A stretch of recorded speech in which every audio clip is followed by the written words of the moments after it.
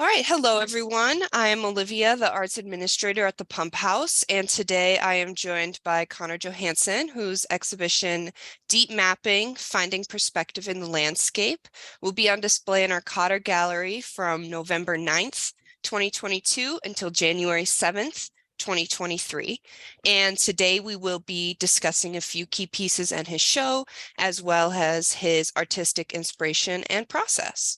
So, hi, Kader. Thank you for joining us. Why don't we start with you telling us a little bit about yourself and how long you've been creating artwork?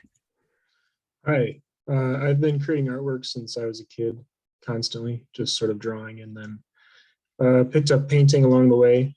But I have a BFA in drawing from Mankato State, and then I got an MA in drawing as well. Graduated in 2021 from there. All right. And did you focus in this kind of painting that we see in the show also in your degree, or have you changed up your style a little bit? Yeah, the image that's on the screen right now is from my degree show, Okay. from the MA. But I did sort of teach myself how to paint during the course of that graduate degree. I was mostly drawing in ink beforehand, and then it grew into this very colorful painting style that I have now. Cool. All right. So as we move into the pieces you'd like to focus on, what was your overall inspiration or goal with this body of work here at the Pump House? So my goal was just to tell stories about the landscape, because I think that's an essential part of conservation and restoration of ecosystems.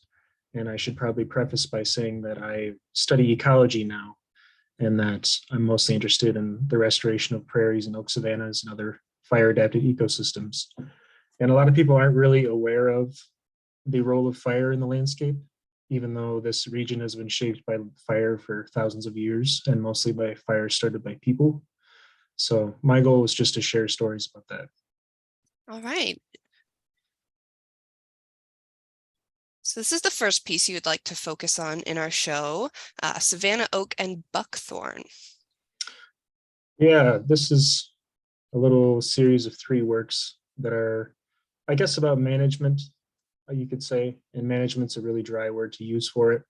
But like I was saying, humans have been starting fires in southeast Minnesota, southwest Wisconsin, where we are, for thousands of years and totally shaped the landscape. And these savanna trees are open grown oak trees, and they are significant because they would have been, I mean, they're the remnants of what used to be, and you can see all the buckthorn growing up around it and invasive plants like that. So management is, it's a dry word, but it's really about restoring a cultural function that human beings have had in this landscape. Interesting. Great. And then this is the next piece you want to discuss in the show, Spring Creek Prairie. Yeah, this is a scientific and natural area in Red Wing, Minnesota, just away from the Mississippi Bluffs a little bit. And I think it's, right now, if you visited it, it would be sort of kind of in rough shape, as they're clearing trees out of it and trying to do fires and work on it. So this is more of a site that is being worked on, as opposed to the Savannah oak with the buckthorn growing up around it, and nobody's caring for it, burning it, clearing it, or anything like that. And I was trying to do these paintings with the earth as just solid black, and then painting landscape sort of on top of it, or the sky on top of this black layer.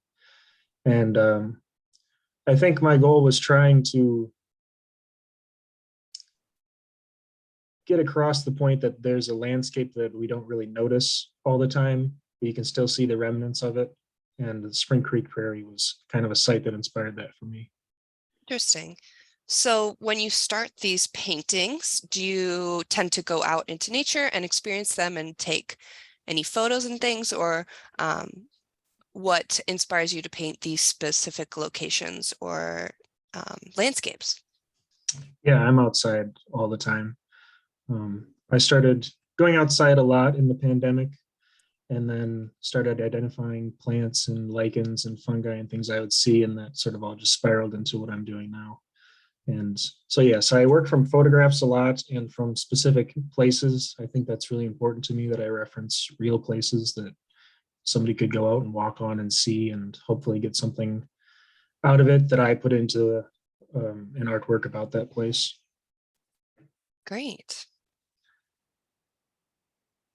So this is the last piece you wanted to specifically discuss, Juniper Snag. Yeah, I painted this because it's something that I think is beautiful now that I would not have even maybe noticed 2 years ago. So when prairies and savannas are cleared, people go in with chainsaws and cut these juniper trees down because juniper trees they can't really stand fire. So historically they would have been, just in a few places where fire couldn't reach them. But now you can go out in a prairie that's being managed and see these tall snags that have all the limbs cut off and they're all burnt up. And I think they're really beautiful, and they're definitely artifacts of people caring for that small bit of landscape. And so when I see them, I know, somebody's thinking about it or doing work on it and caring about it. And yeah, I just wanted to paint one. Been thinking about doing it for a while. Awesome.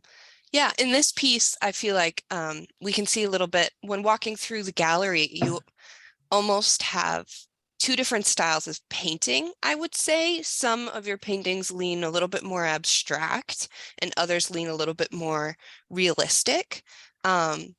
I was just wondering, is there a specific inspiration behind that, or does that help in telling a specific story about conservation and things? Or I just thought it'd be interesting to have you discuss that a little bit. Yeah, there's definitely a mix of styles in the paintings in the show for sure. And I was working in a way that was very detailed, and it took me a long time to make a painting, and it was just a lot of work. And I think it's the cottonwood tree painting and the litterfall, the very lush green one with the twigs and stuff on the ground. That sort of stuff was what I was doing in my MA. And it was just taking me so long, and I wanted to try and do something different. So I started trying to paint more quickly and trying to tell stories with, less colors, less marks, more shapes and silhouettes and things. And I enjoyed doing that, and I think it works. And so, yeah, there's kind of a mix of things Yeah. in there. I don't think there's a really big reason for it. It's mostly just me trying to work in different ways. Yeah, it's very interesting to see, like, for example, these more abstract clouds. We see that also in some of your other paintings as well. And the mix between the more abstract and the realism is very beautiful. And yeah, it tells an interesting story. So, all right. And then this is another piece you wanted to discuss, compass plant. Yeah, I wanted to discuss this because in talking about, the history of the landscape and stewardship and what people can do to manage it, it's really important to note that there are so many opportunities for individuals and communities to make real material differences in the ecology where they live. And planting native plants is definitely one of the most accessible ways of doing that, just by how many lawns and places along sidewalks and right of ways. All of these places could have healthy native plants in them. We just choose to mismanage these places. So I just like to give a few facts about compass plant, just to get a point across about what a difference one plant could make if you chose to plant it. So this plant in the wild, you can find these in remnant prairies. They wouldn't be very difficult. You could go out and observe these in the summertime. But they get 6 to 12 feet tall, have a 15-foot deep taproot, support many birds and insects. They could have 6 to 30 flower heads on them, each producing seeds that mammals and birds would eat. And what I think is most interesting about them is that wasps lay larvae in the stems and then stay in them over winter. And you could have up to 100 wasps living in one stem, up to 12 stems living in one plant. So you could have up to 1,200 wasps living in one single plant over winter. And if maybe there's an average of 4 stems on that plant, that'd be 400 wasps per compass plant. In a small prairie, you might have 20 compass plants, so that's 8,000 wasps living inside that one plant alone. And then you've got all the wasps that would eat those larvae and the birds that would eat those wasps and all these things. So you could really very quickly support a lot of wildlife with just a few plants if you chose to. Yeah, And these compass plants can live up to 100 years too. So this is going to be a long-lived perennial plant that's going to support a lot of life over its lifetime. definitely. It's almost like they create and support its own ecosystem, which is interesting. Yeah, they're a part of a ecosystem that we've almost completely lost in the United States. There's a lot of talk around tree planting when it comes to ecosystems, and that's fine, but we should be aware that we have more individual trees in the United States than we've ever had ever. So we need to work on restoring ecosystems, not simple solutions like planting trees rather than creating forests. And while we have more trees than we've ever had, we have lost 99% of our grasslands. And there are so many species that are imperiled because of that, that are dependent on these ecosystems. So things like compass plant could really make a difference in urban settings and anywhere you could find places for them. Yeah, it's great to hear you talk about, and I feel like as you walk through your show as well, we get these close-ups of these different fungi and things like that, and it allows people to experience different parts of the ecosystem that we maybe don't focus on, like you're saying, with mainly focusing on trees, where there are lots of other really important plants and things as well. So it's great to hear you discuss that inspiration and things behind your paintings. Yeah, I do like to focus on lichens a bit and other sort of organisms that interest me, but I should take a moment to plug the app iNaturalist, which is a really fantastic resource. You can just upload photographs of whatever you see, and the AI will help you identify it. And if that doesn't work, there's lots of people who use it who can suggest species level identifications. And that really helped me along in learning about all of these things. So give it a try. Great. All right. Well, we have an artist reception here at the Pump House on December 2nd, 2022 from 5 to 7 p.m. Connor will be there as well as the other artists in our galleries.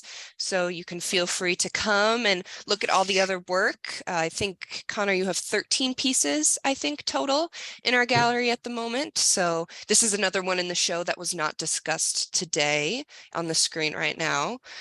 So Connor, is there anything else specific that you would like the viewer to keep in mind when viewing your work in person? Um, no, I would just say if you see me there, just ask me a question about it. I'd be happy to tell you any story you'd like to hear about a painting. All right. Well, thank you so much for joining us, and we're excited to see you at the artist reception. All right. Thank you.